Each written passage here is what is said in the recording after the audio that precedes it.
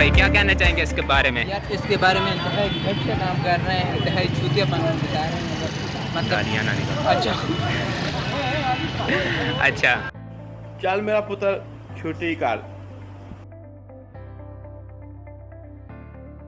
अच्छा तो ज़फ़र भाई क्या ख्याल है, सामने पाकिस्तान के झंडा लगा के यौम आज़ादी के मौके पर पीछे नाच गाना चल रहे थे, क्या कहना यही चाहिए? मैं कहना चाहता हूँ, पाकिस्तान की यही कमी रही है। आगे आते जाओ। हाँ, तो ये लोग दूसरा पहने भी हम कहीं और भी गा सकते हैं, लेकिन इसी यहाँ तरह दिखाना लाजमी होता है। इसी तरह ही है। बस यही है कि लोग असल में आज़ादी के मकसद को नहीं समझते। यहाँ पे नाच गाना इनके लिए ज़रूरी हो जाता है, जबकि असल जो मकसद है हमारा कश्मीर का इतना बड़ा इशू चल रहा है, उसके लिए कोई नहीं सोचता, उसके लिए कोई स्ट्रेटजिक नहीं है। लेकिन ये देखें, सामने पाकिस्तान के झंडे लगा के पीछे नाच गाना चल रहा है, ये हालात हैं इनके।